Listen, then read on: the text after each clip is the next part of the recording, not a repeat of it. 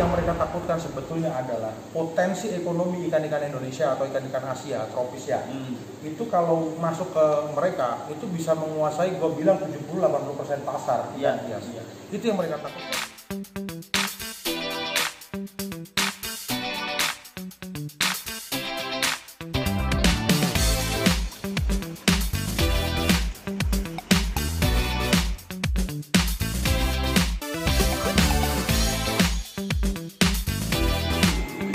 Hai guys, ini maru yang akan kita jual guys.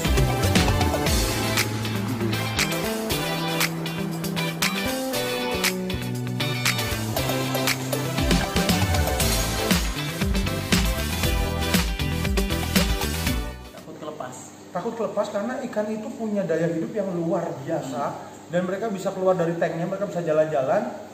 Maksudnya nggak perlu dilepas liarkan, mereka bisa melepas liarkan dirinya mereka sendiri gitu. Tapi ini juga kemarin itu ada sama dengan kasus Clarias Batrachus. Ya, tapi ini juga ada argumen dari orang Prancis di FB,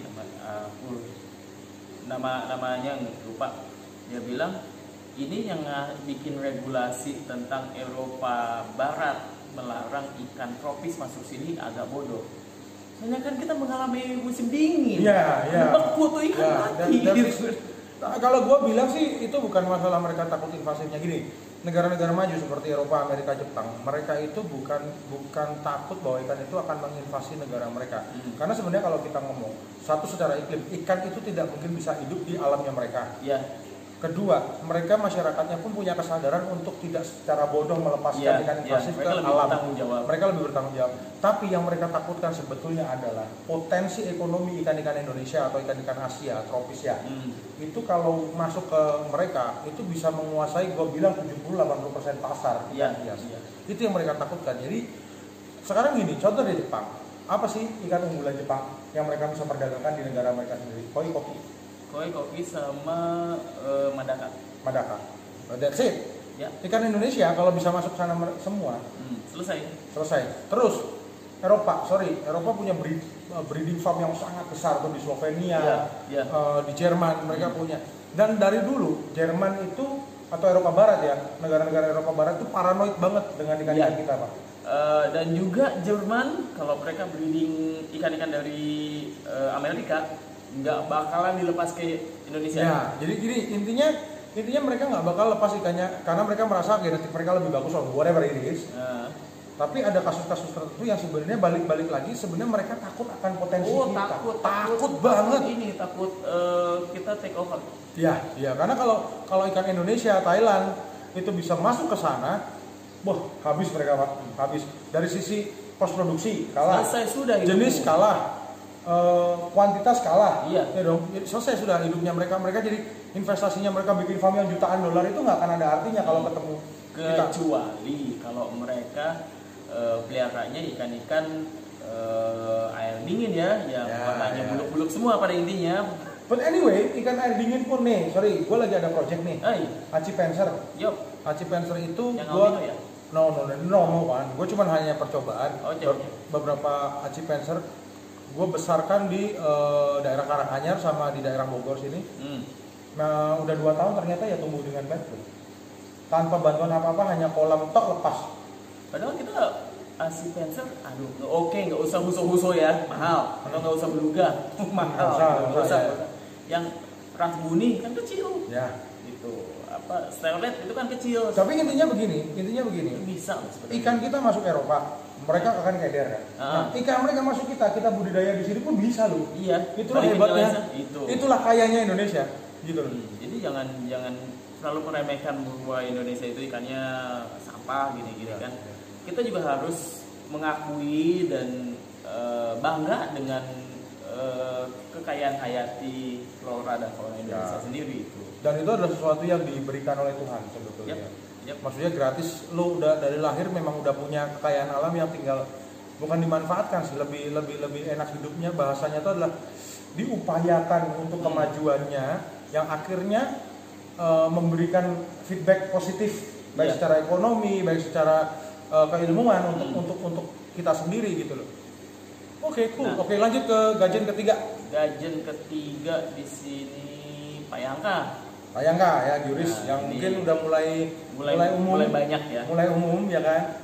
Karena ada oknumnya tuh oknumnya yang getol banget menyebarkan ikan itu. Payangka udah umum, itu awal-awalnya katanya endemik Danau Tondano, Ya. Sulawesi Utara. Tapi itu setelah penelitian lagi. Di Gunung Poso pun ada, Pak. Jawa Barat juga ada. Oh ya. Jawa Barat. Penyebarannya luas, Mas. Ya, Payangka ternyata penyebarannya tidak Itu hanya mulai dari Madagaskar sampai ke Pulau Indonesia. Tapi Di seluruh Indonesia ada. tapi ada ternyata ada perbedaannya. Perbedaan tipis-tipis Warna. Iya. Kalau di Papua Gue belum berani klaim, kita jangan klaim dulu bahwa dari danau ini warnanya begini karena memang gini. Karena sekarang samplingnya belum cukup. Jangan Dan kayak dia juga berubah warna juga sih. Ya. Jadi jangan kayak sebagian hobis yang klaim lokality padahal sampelnya cuma punya 2. Yoi. Jangan, kita nggak kayak gitu, Pak. Terus Payangka ini menarik. Dia bisa tumbuh sampai lumayan ya. 30 cm ya. 30 sentian. 30 cm, which is not bad. Bentuk mukanya kayak wolfish. Yep. Bentuk mukanya kayak wolfish. Tapi nggak segalak ya. Tapi nggak segalak wolfish. Itu Jadi lebih tua tuh. Tumben-tumbenan. Jadi dia bisa di-keep bareng-bareng gitu kan.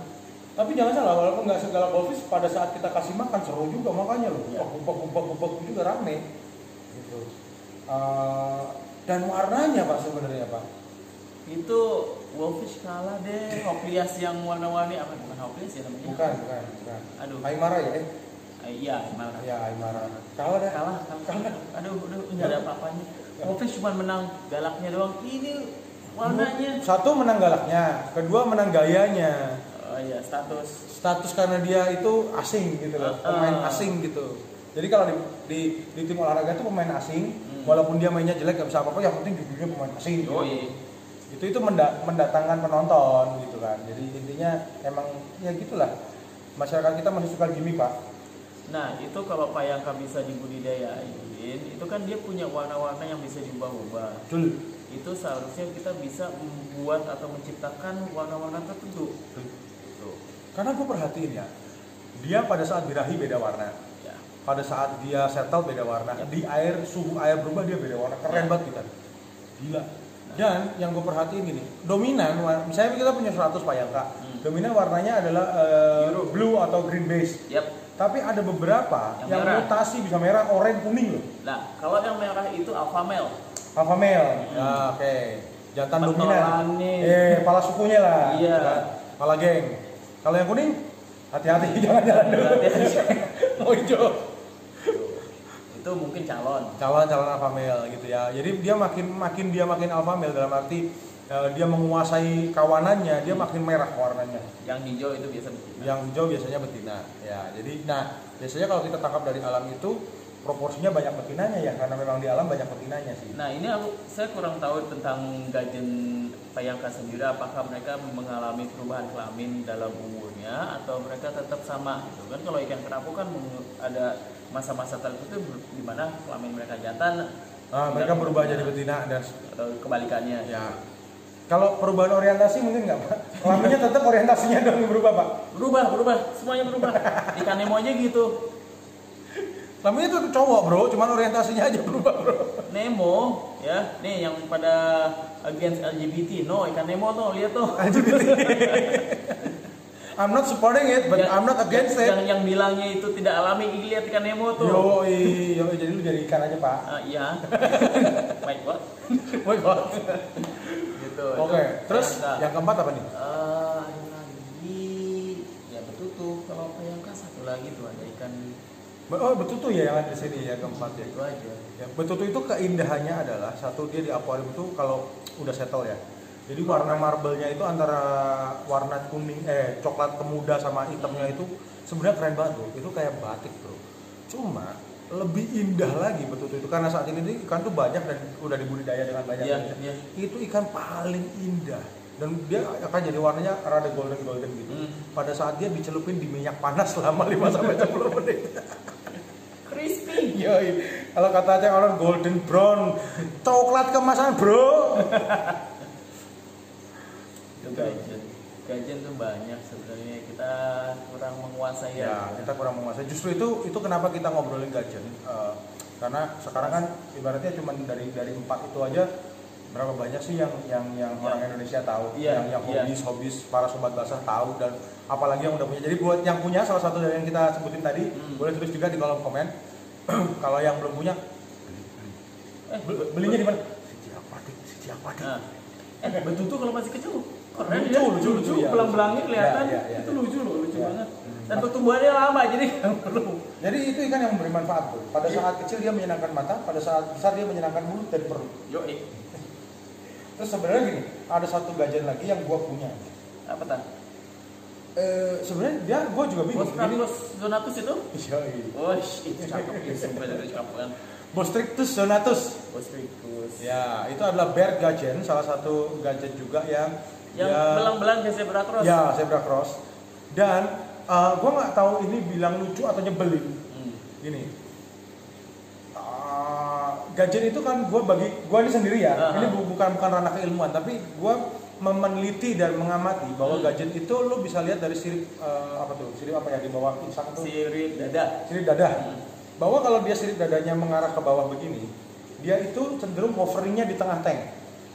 Ya dong. Kalau sirip dadanya ngejeber begini, dia itu di bawah. Demersal atau bottom. Iya.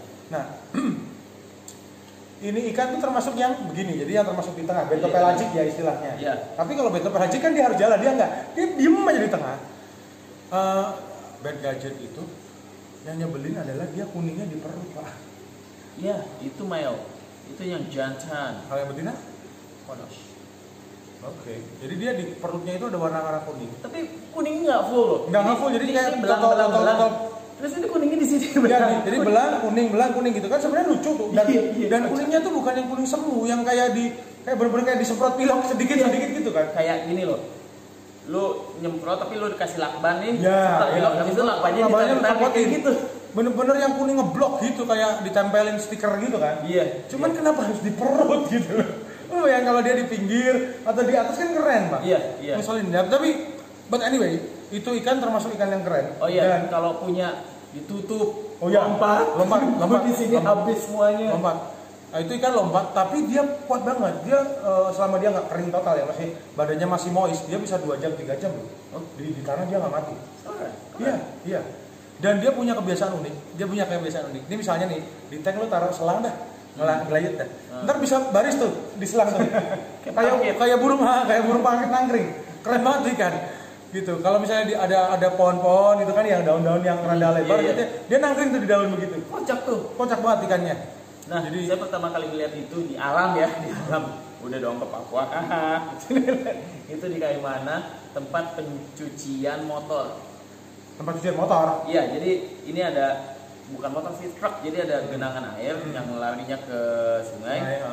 Itu jadi motor atau truk ke situ dicuci gitu, dibilas-bilas. Itu ada di situ. Keserok gitu. Enggak, jadi kalau kita lewat jembatannya, lah tuh ada lewat lagi enak nyantai, terus lewat lagi nyantai. Oh, iya, dan itu kan nggak takut orang. Nggak takut orang, Pak. Dipegang gitu dia nurut aja gitu, bukan yang meronta-meronta lebay gitu. Dia dipegang ya memang mau ronta, tapi itu salah satu ikan yang unik dan bisa interaktif. Iya.